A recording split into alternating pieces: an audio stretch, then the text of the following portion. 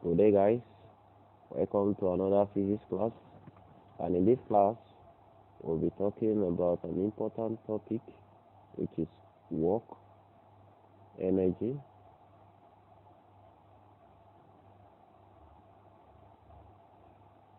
and power. So work, energy, and power. Alright, we'll be taking it step by step. Now, the first one is work.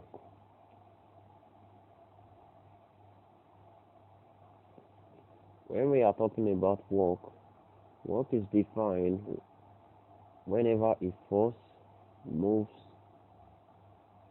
a body or a particle along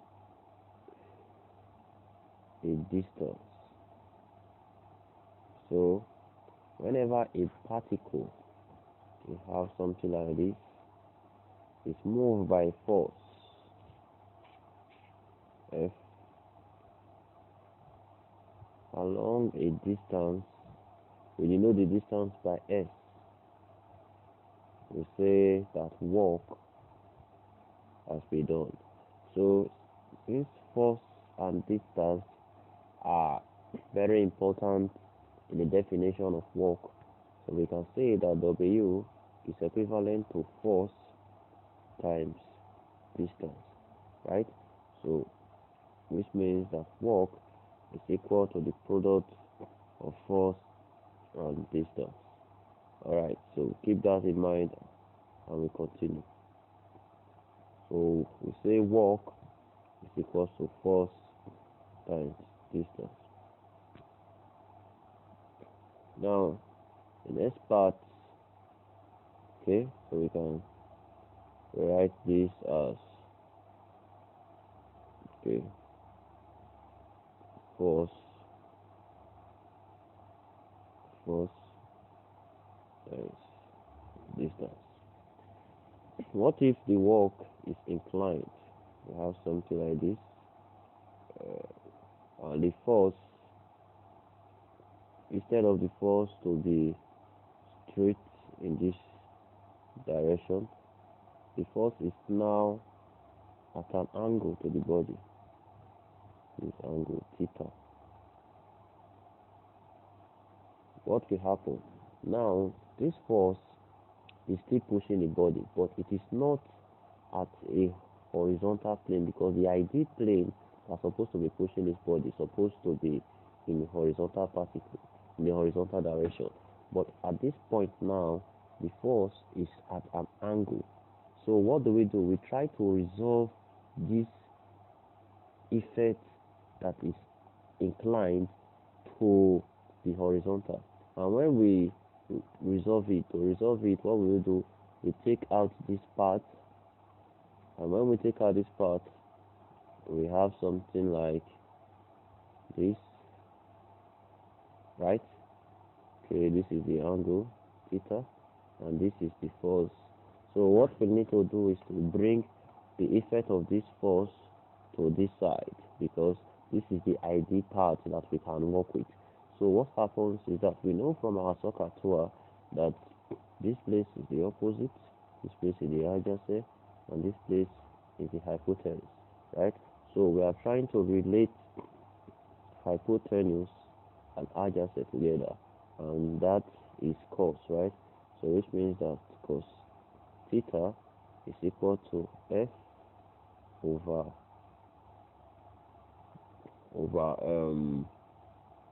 let us call it A over A, where A is equal to F cos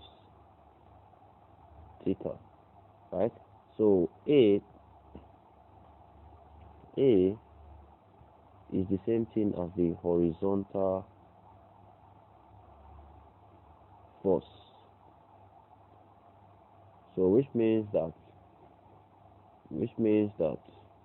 when we resolve a force to the horizontal, the effect is equal to the force times cos theta of the angle.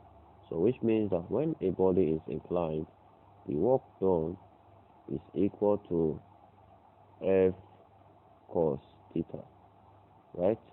Okay, so that will be, in this case now, when inclined, W will be equal to F cos theta times S, right? So that means that W is equal to, when we arrange, Fs cos theta. Okay, let me rewrite it again so that this case W equal to Fs cos theta when an angle is involved. Alright, so what is the next part? The next part is energy.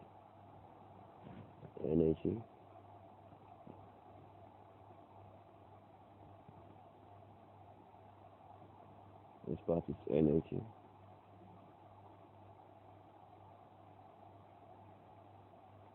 Now, what is energy? Energy is the ability to do work. It's the capacity of work that you can do. How much work you can do. So you discover that a small child of 3 years old cannot do the same work as a person who is 20 years. Why? Because the energy that the child has is lesser than the person who is 20 years old. So energy is the capability to do work. It's how much work you can do, right? So the measure of work that you can do is given by the energy you have. So when you have smaller energy, you can do small work. When you have greater energy, you can do greater work. So in this case now, we say energy, write it down, is the ability to do work. Now, put down this formula. Energy is equal to work. And why is energy equal to work? Because the amount of energy you possess will be equal to the amount of work you can do, right? Now, there are two types of energy we'll be considering. And there are types of energy, but I'll just be talking about two types because the other parts will talk about them in various topics. So the first type of energy I will list many, then I will explain two. The first one I will talk about is mechanical energy. I will just list them. The next one is electrical.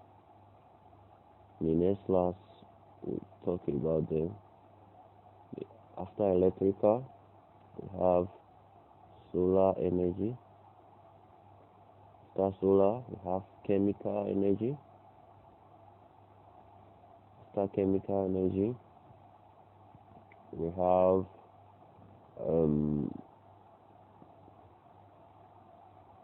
heat energy. We have heat energy,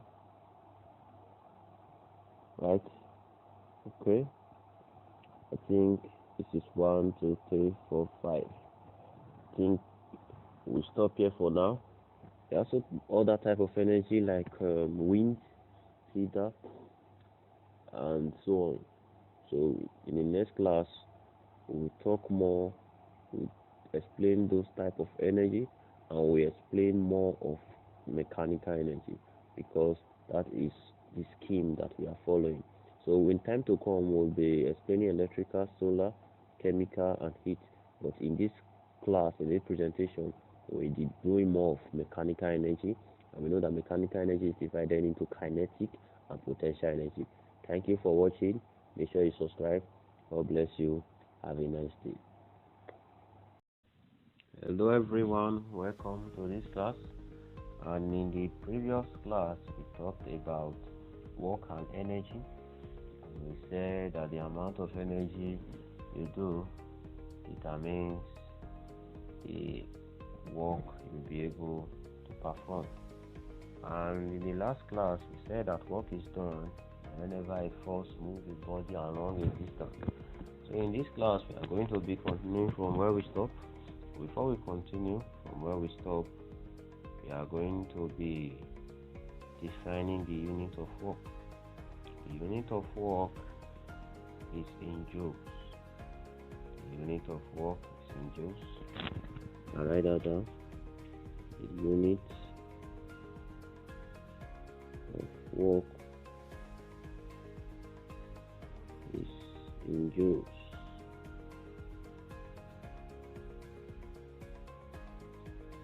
Denoted by G. Same with energy. And work is a scalar quantity.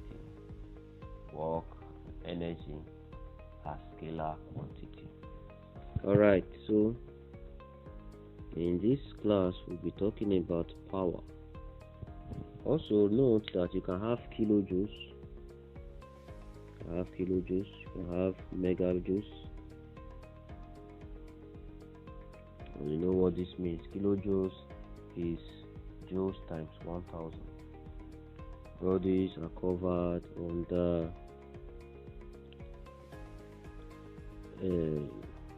measurement fundamental units. Alright, so this presentation, all we are going to be doing here is power. What is power?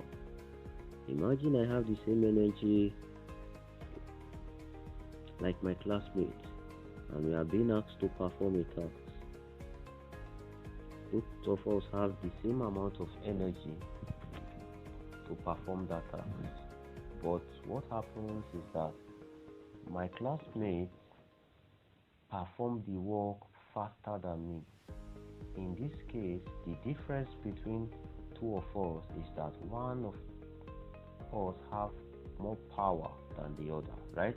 So power, we can say power is quantified by how fast you can do work.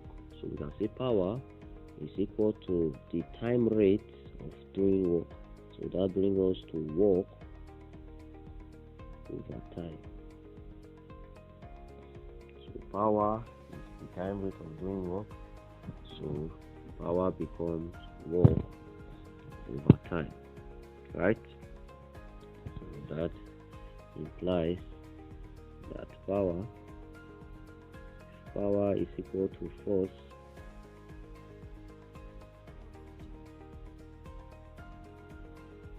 sorry we know that work is equal to force times distance, right? I want to derive another formula from this so that we can enjoy the class. We know that work is equal to force F times distance. And power is equal to work over time. So if power is equal to work over time, and work is force times distance, so if we get power from this side, that would be force times distance over time, right? And from here we can see very carefully that we have x at the top of the fraction and we have time at the bottom of the fraction. And from our kinematics, our equation of motion, we know that x over t is the same thing as distance over time, right? And distance over time, which is displacement over time, is the same thing as what? Velocity. Because velocity is the change of distance over time. So everything here is the same thing as velocity, right? And if we take this multiplication side to this side and we bring this f to this side, it implies that power also is equal to what? Force times velocity. So another formula you should know for power is force times velocity. Alright, now you should understand that power also is a scalar quantity, and the unit for power, the unit for power is in watts.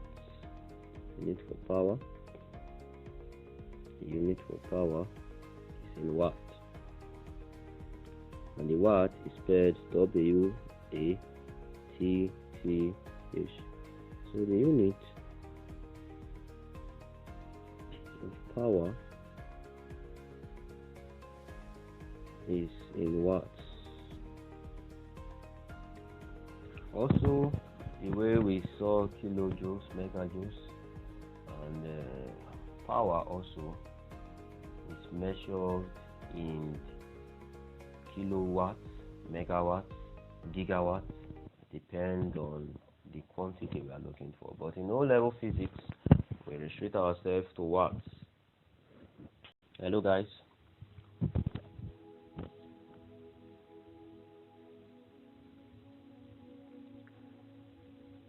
Hello guys, and welcome to this class. In the last classes, we talked about work, energy, and power, and we said that work is done whenever a force moves a body along a distance, so that W is equal to F times S.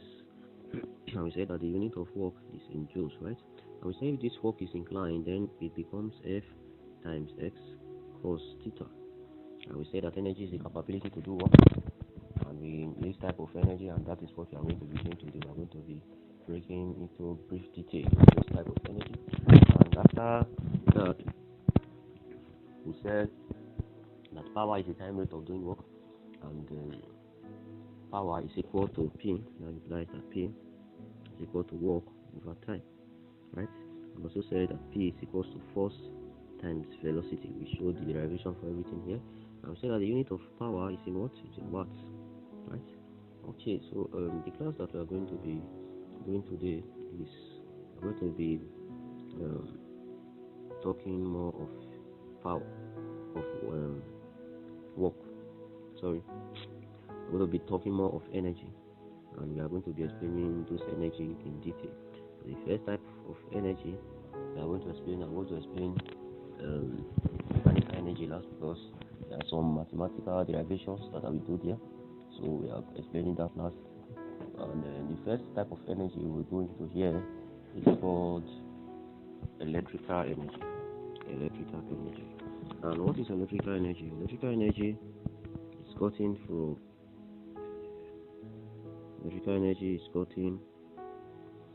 electrical power. So it's called electrical energy, right? So I know that electrical energy is gotten from electrical power, and this kind of energy can be used as heating, can be used for refrigeration, it can be used for many purposes. We'll be going in detail into this type of energy when we are under current electricity. But for simplicity, let us just drop some formula. You can write them down. But electrical energy, I will derive them when we get to current electricity. It's not much important. The first one is I is equal to I. Are we there? IVT is equal to E is equal to IVT. And another one is another formula for electrical energy. It's E is equal to V square times R. Are we there? Times T. And the last one is E is equal to I square R times T. So those are the three formulas we know.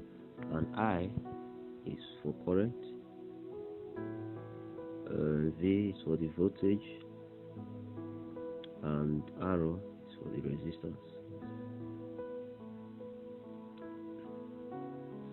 You can write them down. We are not going to be using. We can be using those formulas, but not that much until we get to current electricity, or when we solve a past question that implies using those formulas, then we go. And the next one we are going to be talking about is called, the next one here is called solar energy. Solar energy. Solar energy is an energy gotten from the sun. Solar energy is an energy gotten from the sun. So solar energy can be used as heat, can be used because from sun we get heat. Solar energy can be used electrical energy can be converted from solar energy to electrical energy. Solar energy can be used for many things. In fact, from the sun we get light, right? So solar energy is another type of energy. Alright, so the next type of energy we talk about is elastic energy. Elastic energy.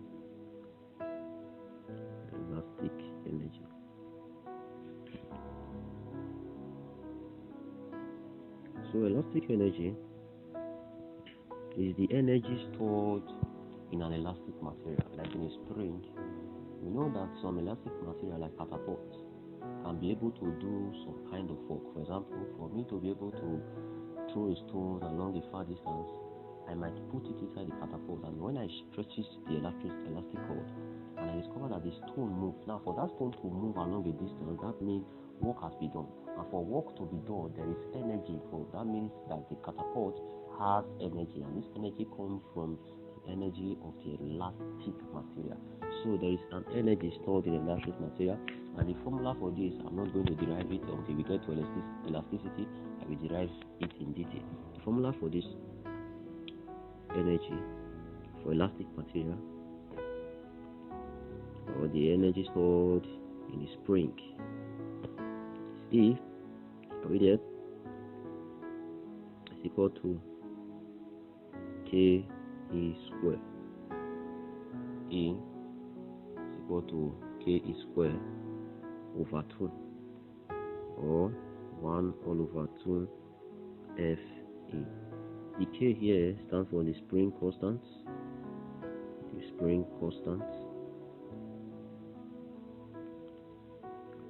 And the value for the spring constant is Newton per meter.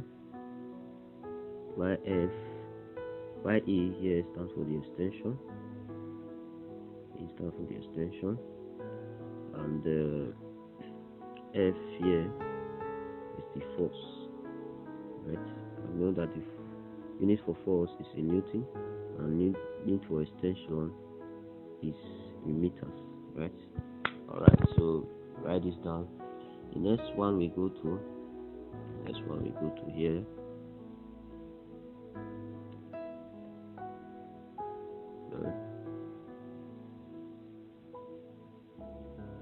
Alright, so like what said, there are many types of energy.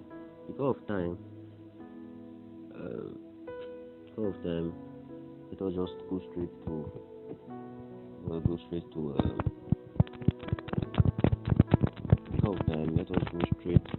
mechanical energy. Alright, now in mechanical energy,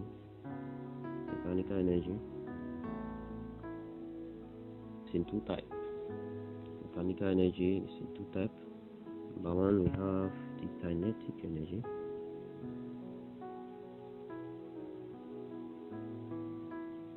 Number two, we have the potential energy.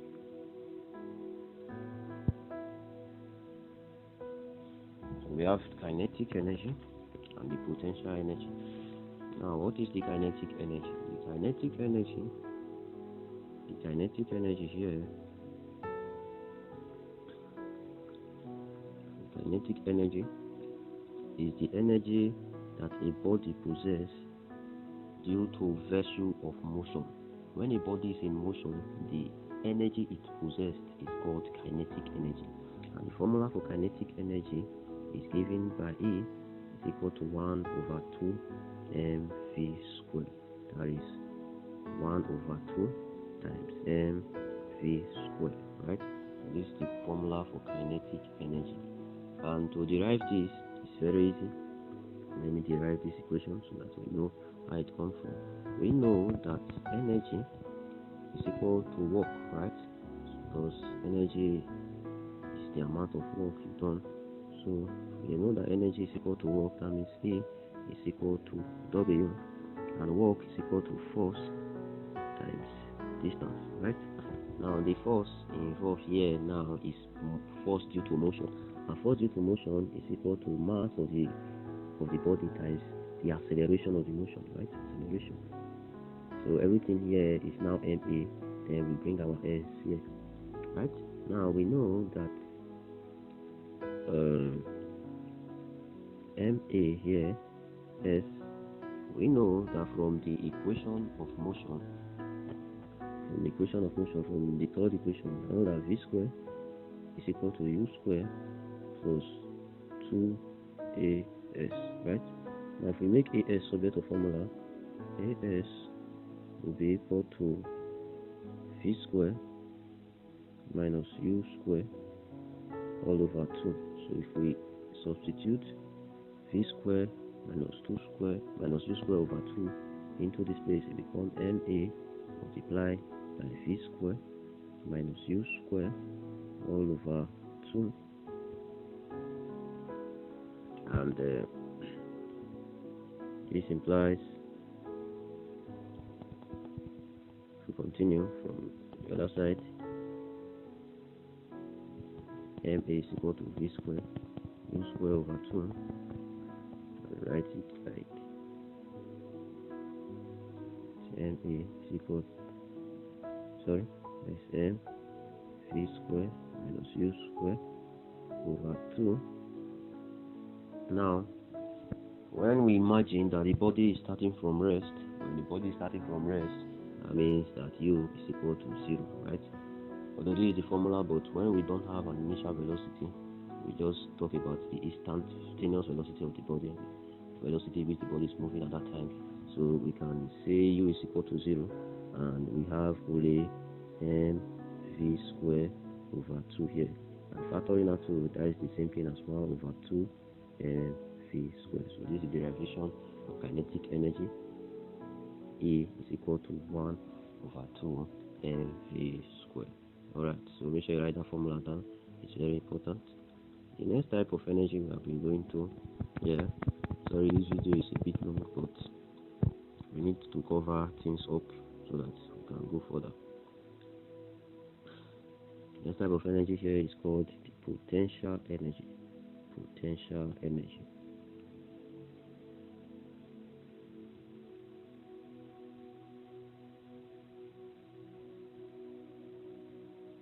What is potential energy? Potential energy is the energy stored as a result of the height of a body from the ground, right? We know that if a coconut falls from the roof of a house to the head of a person, and on another instance the coconut falls from a very high tree, that is from a coconut tree to the head of the person, we know that the one that falls from the roof of a house will have less effect than the one that falls from high tree. Although these coconuts that fell at both instances are of the same masses, but the distance matters a lot, and the contribution to the distance is as a result of what potential energy. So potential energy is the energy that the body possesses due to its height from the ground. You can write it down. Due to its height from the ground. It's the energy that the body possesses due to its height from the ground. So we are going to be deriving the equation of potential energy from the ground. Because of time, I won't derive this equation. I won't derive it. If you want to know about this, you can message me or you can search it online. But just know that the formula for potential energy is PE is equal to mgh, right? Where m is the mass of the body, g is the gravitational acceleration, and h is the height of the ground, the height from the ground, right? So which means that if we have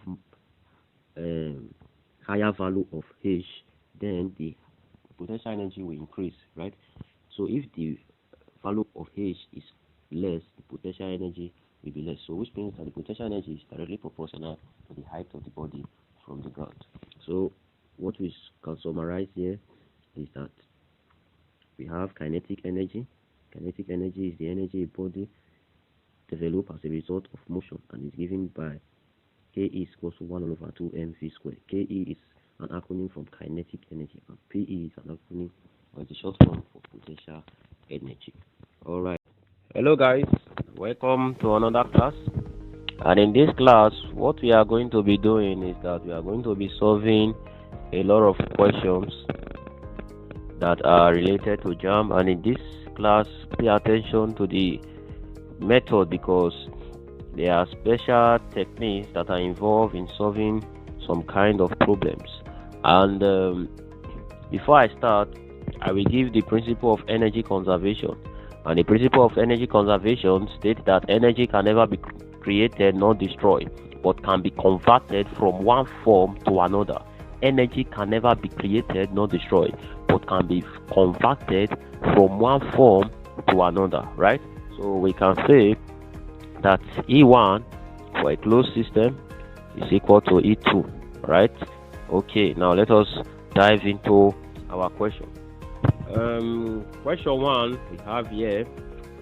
Question 1 states that a boy dragged a bag of rice along a smooth horizontal floor with a force of 2 Newton applied at an angle of 60 degrees to the floor. The work done after a distance of 3 meters is what? Now, when you look at this question very carefully, it is very important and simple to analyze, because it says the boy dragged a bag of rice along a horizontal floor with a force of 2 Newton, which means that F, when you are solving in physics, make sure you write out your parameters. So F is equal to 2, and applied at angle, which means that theta is equal to 60, right? You see the work done when the distance S is equal to what? 3 meters. And in this case, work is what? Unknown. So to get the work here, this is a Jamb question 2007. So to get the work here, we know that W is equal to what? Force times distance cos theta, right? So here the force is 2 and the distance covered is 3 times the cosine of 60 degrees. And we know that 2 times 3 is 6, right? And we know that cos 60 is 0.5, which is same thing as half. So everything here will be equal to 3. That is 3 joules. That is the answer. The next question here we have is that a constant force of 40 Newton, that means F is equal to 40, acting on a body initially at rest, gives an acceleration of 0.1 meter per second square, right? For 4 seconds, which means that E is equal to 4 seconds. Calculate the work done by the force. So work is equal to unknown. We know that work is equal to what? Force times distance, right? Now we have the force here. We have force.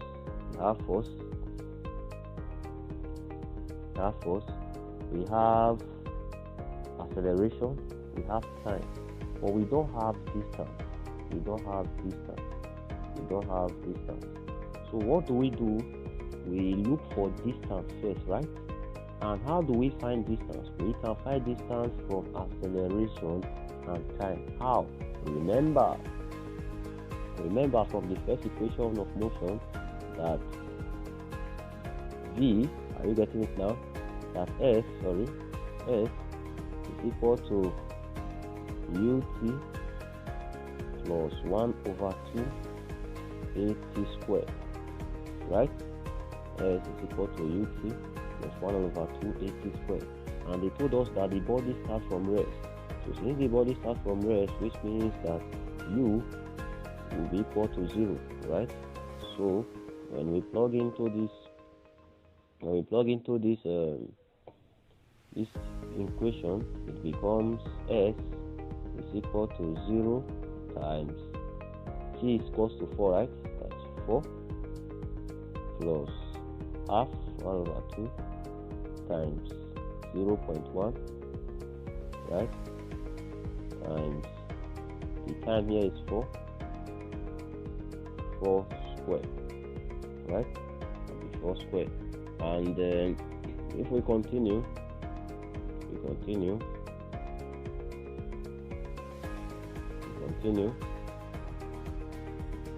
that means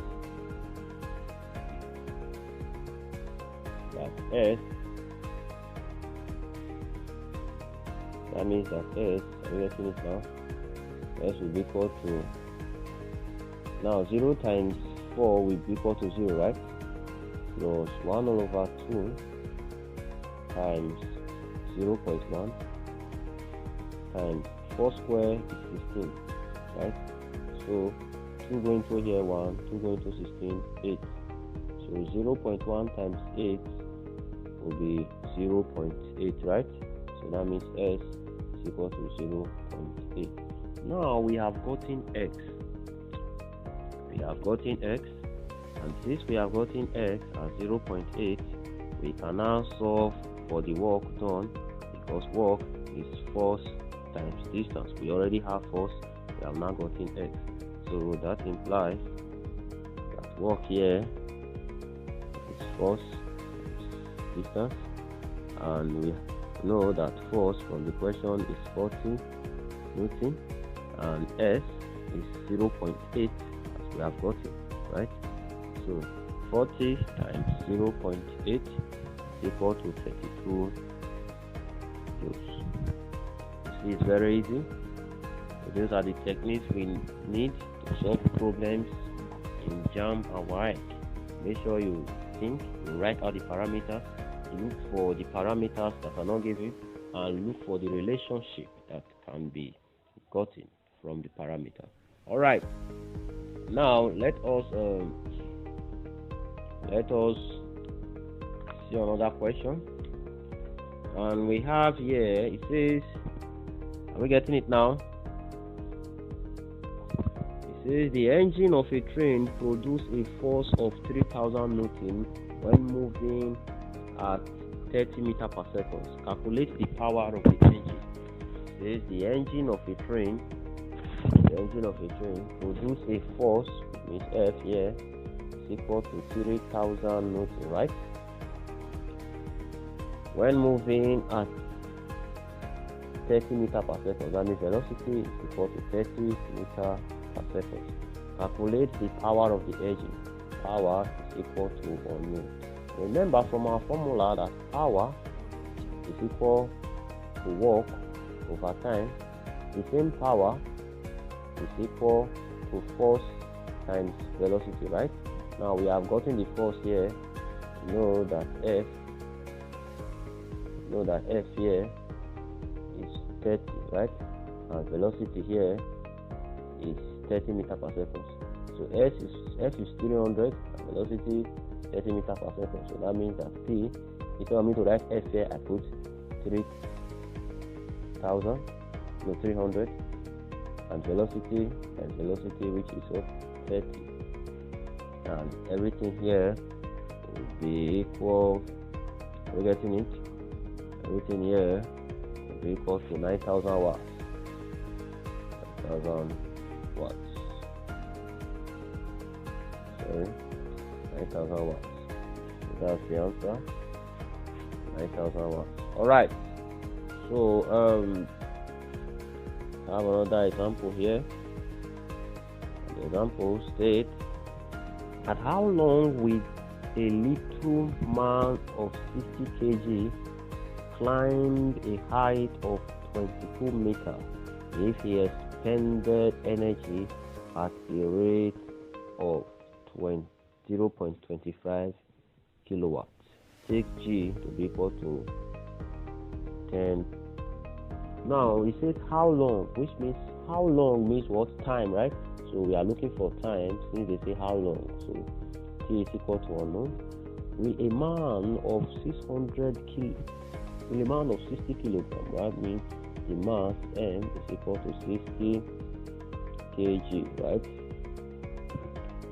Climb a height of 22 meters. That means that S is equal to what? 22 meters.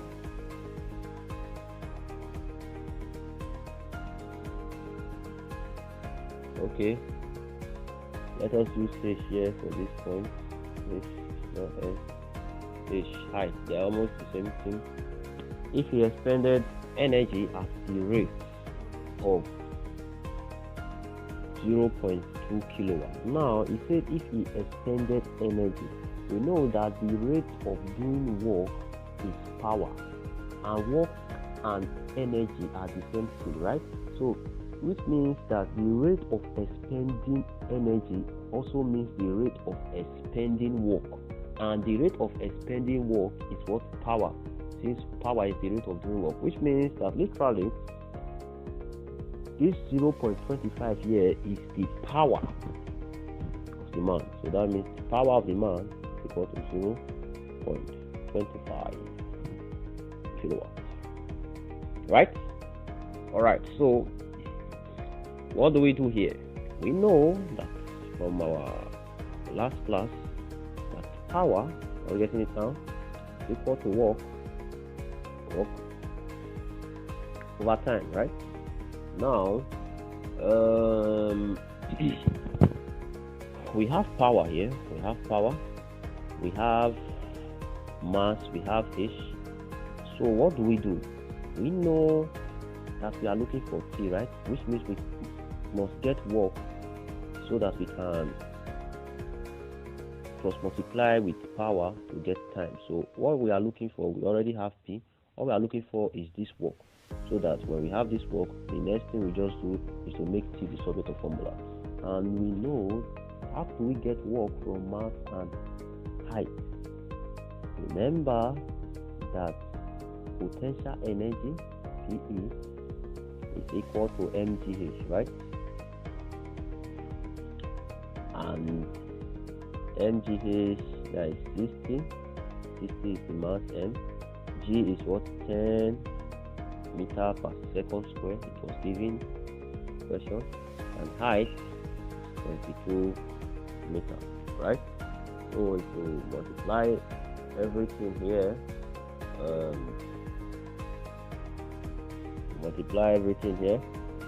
think, okay, let's just leave it like this. So which means that the work is 60 times 10 times 22. This is how to solve without calculator, right? Okay, since the work is 60 times 10 times 22, how is that the work? We know that energy is the same thing as work, right? And the energy done here is the potential energy, right? So in this formula now, I will 60 times 10 times 22, right? So that means W is equal to 60 times 10 times 22. So we know that power is equal to what? W over T. Now we know power already. Power is what? Power is 0.25. Right? And our work is 60 times 10 times 22. What of time? Time is what we are looking for. And we make time the subject of formula. How do you do that? You cross multiply, right? So when you cross multiply, it becomes 0.25t. This is a long method, but we just have to keep the basics simple, right? So we divide through by 25, and that will give us 60 times 10 times 22 all over. Are we getting it now? 0.25. Okay. Oh, sorry. It's 0.25 kilowatts, right? Not 0.25 watts. So since it's kilowatts, we are multiplying the 0.25 by 1000. This is kilowatts, because I said kilowatt means watt times 1000, right? Okay. So everything here will now be equal to press your calculator, or if you solve that without using calculator, I think I will upload that in the math class, how to solve without using calculator. The time will be 52.8 seconds. Alright, thank you very much. In the next series, we will see touch some calculation parts, and after that we go into a new topic called machine. Thank you very much. Today guys, in the last class we solved some problems on power, and in this class we are going to be continuing from the last class. A car of mass 800 kg attains a speed of 25 meters per second in 20 seconds. The power developed in the engine is what? In this case now, what we do, we write out the parameters. So we have mass to be equal to 800, right? 800 kilogram. We have speed v to be equal to 25 meters per second. And we have time to be equal to 20 seconds. Now we are looking for power. Power is unknown. Now since we write out the formulas for power. Power is W over time, and also power is force times velocity, right? Now which one is more suitable to use in this question? If we look at question 1, if we want to use work over time, we need to find the force and the distance, right? And we can only get the force from here, but getting the distance will be much complex. But in this case now, in case 2, we already have velocity, right? So all we need to do is to get the force, and to do this we know that we can also use case 1. Okay, let me see if we have time. We will solve using the 2. Now we can see that P, right, is equal to force times what? Velocity. So how do we get the force? We know that force is equal to mass times acceleration, right? And the mass here is 800 kg, and the acceleration A is not given, but we know from kinematics that the acceleration is velocity over time, and the velocity here is 25, and the time here is 20. So 25 over 20 is 1.25 meter per second square, right? So since we have acceleration as 1.25 meter per second square, that means that force will now be equal to mass, which is 800, times acceleration, which is 1.25 meter, and everything will be equal to 1000. Okay, and everything F will be equal to 1000 Newton, right?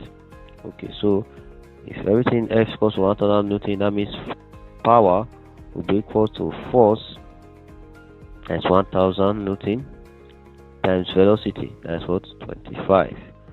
And 1000 Newton times 25 will be equal to 2500 watts, right? Or it can be equal to, if you divide by 1000, 25 kilowatts. So that is the answer for this question. Solve the other one using work over time, and if you do that, submit it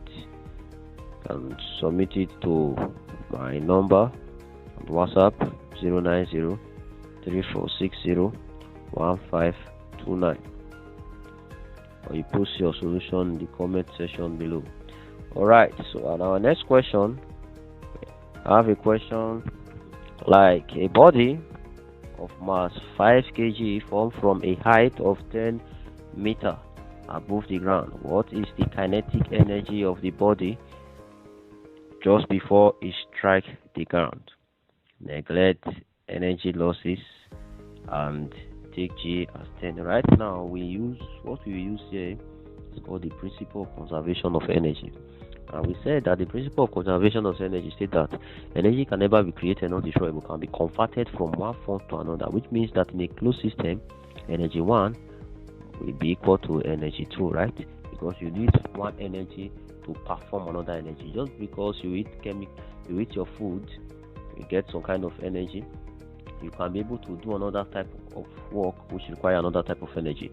So energy 1, in this case now, the ball fell from the sky.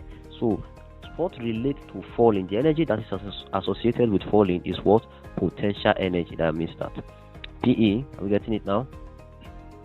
PE, are we getting it now? Is equal to what? The kinetic energy, KE, right? So since PE is equal to kinetic energy, we are looking for the kinetic energy, and the kinetic energy here, since it's equal to potential energy, because as it's falling from the sky, what makes the body to fall, what gives it velocity when it's falling, was as a result of the kinetic energy it has, right? So as the potential energy of the body is reducing, the kinetic energy is increasing, right? So KE is equal to the potential energy of the body, and potential is equal to PE, right? And we know that PE is equal to what? mgh, right? So that means that M here is 5 kg times gravitational acceleration, which is G is 10, and the height is falling from is what? 10. So everything will be equal to 5,000, right? So which means that KE here will be equal to 5,000 joules. You can also solve it using 1/2 mv square. And if you want to solve this using 1/2 mv square, because of time, 1/2 mv square. How do you solve this? First of all, you get the velocity of the body, and to get the velocity of the body, when you already have the mass. So how do you get the velocity of the body? It says they give us height, right? And they give us something falling from the sky, which means that it was falling with an initial velocity 0. So that means that we are looking for V. We use this equation, that this equation of motion, V square is equal to U square plus 2GH. Now since it was head and then it fell, that means that the initial velocity from the sky is equal to 0. So that V square will be equal to what? 2GH, and V will be equal to the root of 2GH. That will be equal to root 2 times 10 times 10, right? That will be equal to root 200, which is equal to 1.14 meter per second, right?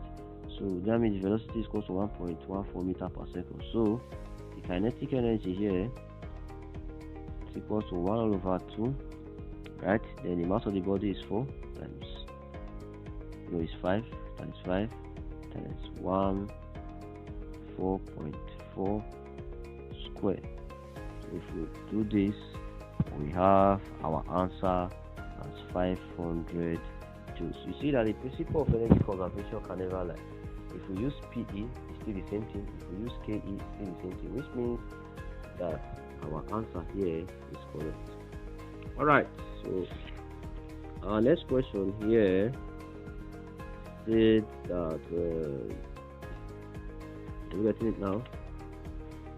The next question here is that a ball of 0.1 kg is thrown vertically upward with a speed of 10 meter per second. So we can write that V equal to 10 meter per second from the top of a tower.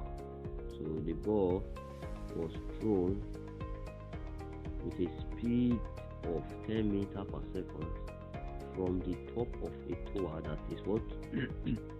Top of a tower that is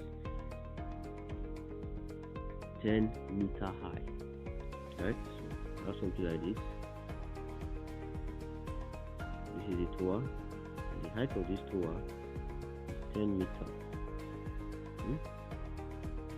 So this ball was thrown with an initial velocity.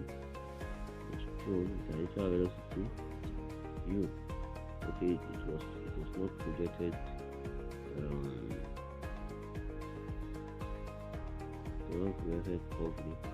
Projected vertically. Okay, right? So we have projected up like this, right? So with U to be equal to 10 meter per second. Okay, so it says neglecting the resistance, each energy before hitting the ground is okay. Now we are looking for the energy of the body before hitting the ground. Energy of the body before hitting the ground. Now, how do we solve this kind of question? The energy will be potential energy because it relates to height, right? Now, the potential energy of this body will be the height, right? The highest height it attained, right? That is the highest height it attained after projecting up, and when it starts coming down, the height it attained here, this is H. Note it was not projected at an angle. Assuming it was projected at an angle, then we use projectile. But since it was projected vertically, so there is no angle there. The angle there is 90 and okay. So this is H. Then we know that when it crosses this H, we already know this distance as 10, right? So the total height will be equal to H plus 10, right? Then after getting the total height, we can now use PE is equal to mgh, right? Because and we use this H as total height, which is H plus 10. So let me just call this H naught so that it will be different from this H. I'm getting it, so it's very easy. Now, how do we get H? That is this side. How do we get this side? How do we solve for this side? How do we solve for this? How do we solve for this? Okay, to solve for this, we know that the body is projected up with an initial velocity u, right, to be equal to 10 meters per second. And we know that the maximum height is reached when the final velocity is equal to 0. If you are confused about this, go and watch my video on kinematics. Yes, I did video on kinematics or uniformly accelerated motion. I explain everything here. The maximum height is reached when v is equal to 0. We have g, so gravitational acceleration. So what do we do? What relates v, u, g and s together, which is height? Remember that g is the same thing as a, right? So what relates this together? We know v square is equal to u square plus 2as, right? So from here, s, we make some formula 2as will be equal to v square minus u, right? Then s will be equal to v square minus u square all over 2 A S. And we know that V square is equal to 0. V is equal to 0, that is 0 square minus U square times 10, because we're doing tangential relations of 10, times 2 times A, right, times, okay, times 2 times A, sorry, because S is what we're looking for, times 2 times A. Alright, so continue. This side of the board implies that S is equal to 0 square minus 10 square all over 2 times. Now, what is the acceleration? Since it's moving up with a gravitational acceleration, that means since it's moving up, it's moving against gravity. For basic explanation, that would be what? Minus. If it's coming down, it will be plus. So that's minus 10. So that S will be equal to 0 square is 0. 10 square is what? 100. So that's minus 100 all over 2 times minus 10 is minus 20, right? Minus 20. So minus cancel minus 100 over 20 is equal to what? 5. So that means that this distance from here to here is equal to what? 5 meters. 5 meters. So the total distance covered will be 5, right? Because we said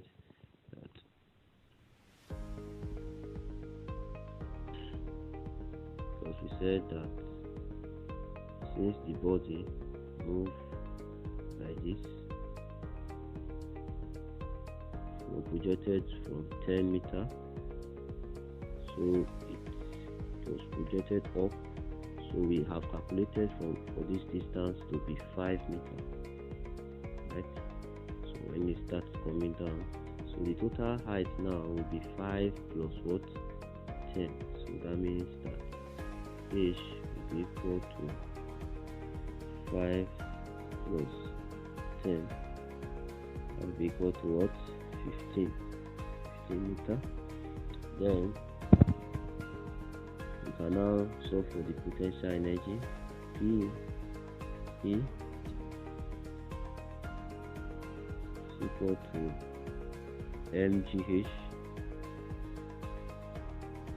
That will be equal to, now m, which is the mass, 0.1 kg. Then g is 10, right? G is 10 meters. Then the height h is what? 15. That's what you just calculated for, times 15.